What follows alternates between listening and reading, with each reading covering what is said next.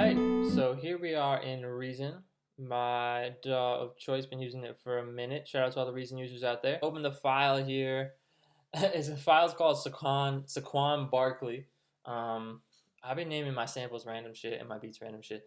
But in this instance, so each week I'll actually pick a theme of for my beats and my samples, so it's easier to name shit. I know for me, that's one of the hardest things, is just figuring out what to name shit, and I don't feel like taking 10 minutes trying to figure that out. So I'll pick a theme each week. Like for instance, this week it was NFL running backs, so I'm a Giants fan, so shout out to Saquon Barkley.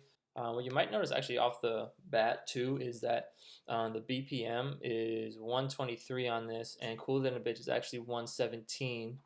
So Tre slowed it down just a little bit, which ended up making it really dope. Yeah, so I just recorded it at 123, and let's break down what we have here. I'll play.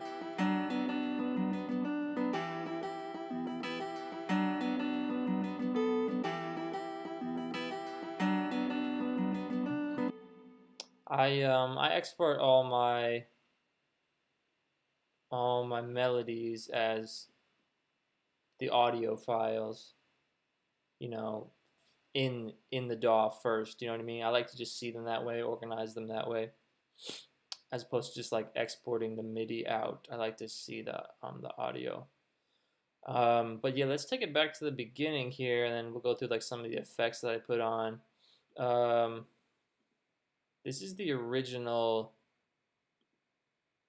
guitar that I recorded.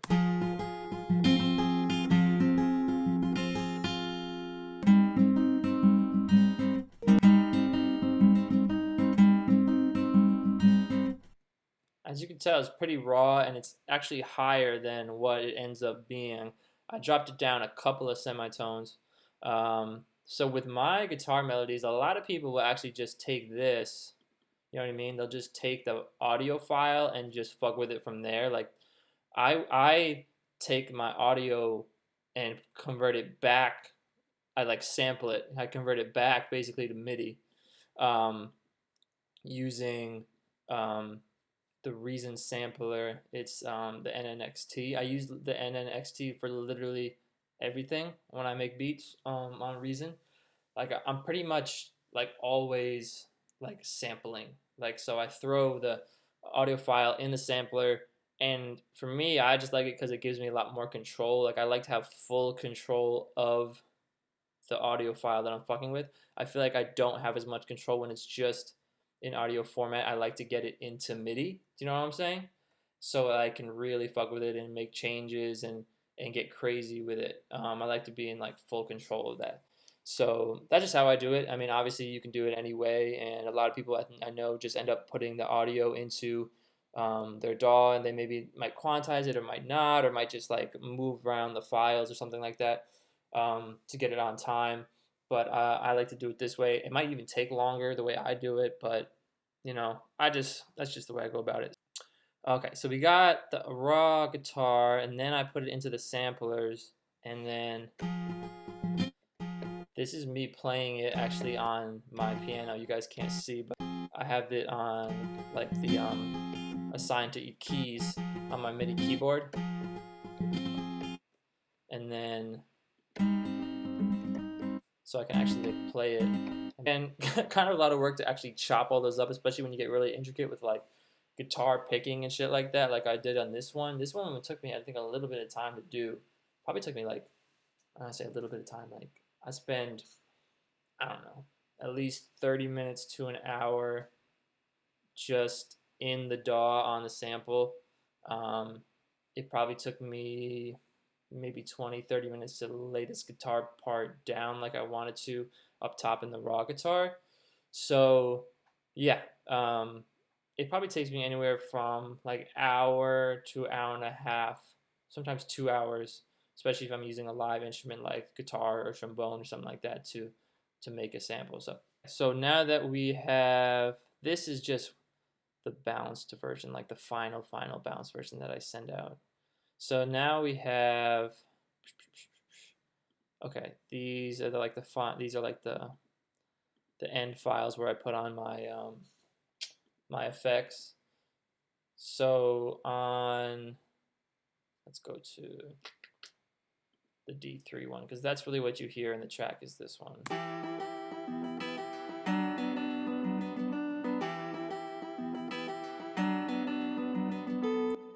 And as you can tell, I pitched it down.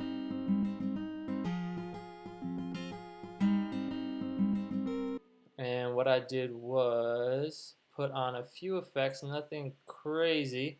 All right, so what do we got here in Reason? We got reverb. The reverb is set up like just like it's a very basic reverb. Reason has good like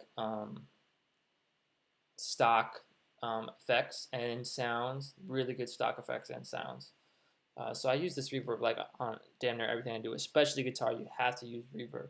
I don't use too much. You know what I mean? I mean, obviously you can do whatever the fuck you want, but like I think if you put too much on it, you kind of fuck with the person that you're sending it to, because they're probably gonna add reverb too, and they're gonna add their effects on top of the sample. You don't want to saturate it too much. Keep like the authenticity of the guitar. But on the guitar samples in general, you need to add a little bit of reverb because it sounds way too fucking dry if you're just gonna export like the guitar straight. So I like to send just a tad bit of reverb on there. And this one there's actually a decent amount. It sounds, yeah, I'm letting it ring out for sure.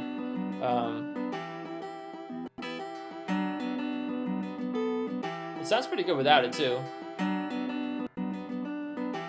So there's not that much really. You see on the dry to wet, it's like not that much. Decay is up a little bit. 94. I don't really fuck with these too much. Usually just use the dry, wet, decay, knobs. Okay. This thing right here, the Audiomatic, is basically like the RC20 of Reason. It's not as advanced as the RC20. You can't do as much. They don't have like a wobble on there, which I wish they did. I use my wobbles a different way. Ooh, I gotta show you guys that actually, how I do my wobbles. But they have a little tape effect, and like pretty much all the like RC20 does as well, just to give it a little bit of like, you know, the slightly vintage feel. Again, not too crazy with it, but just enough to give it a little bit of character. So if we bypass that, you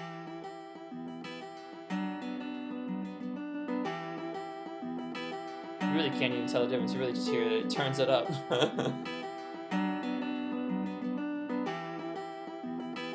All right, cool. Now, the thing that really I felt like separated this guitar melody from some other ones that I may have done is that I put halftime on it. But we all know halftime. We all love halftime. Shout out to the Cable guys.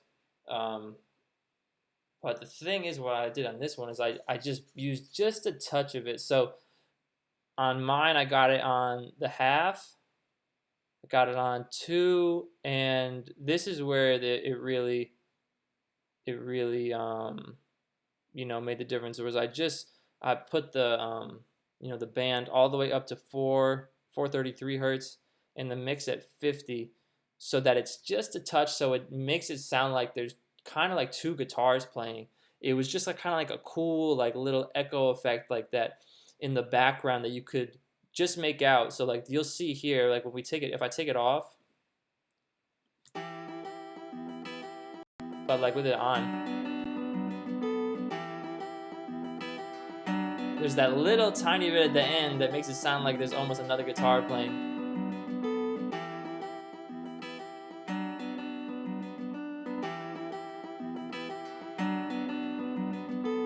So that's something you can do on your guitar melodies, is throw a little bit of halftime on there.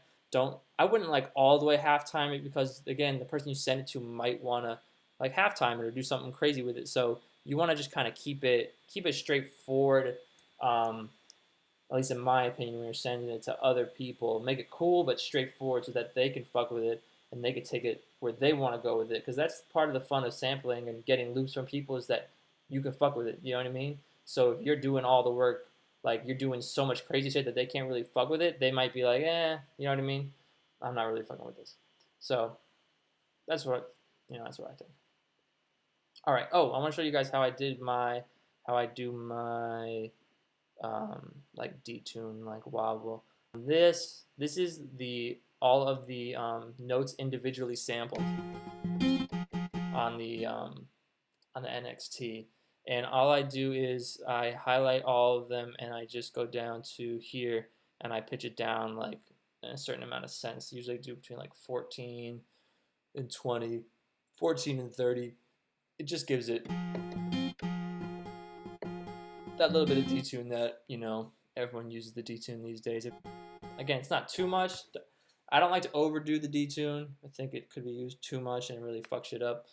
But just in general, I definitely use it on my guitar stuff. That's pretty much it. Again, I exported this out, sent it to Tre, and man, just a huge blessing. I mean, I think I made this. When did I make this? I made this like, I think it was fall of, or like August. Oh, I think it was like August of 2019. Yeah, like August or September of 2019. And I sent it to Tre, and then, we heard that we were going to be on the album like, like a month before. And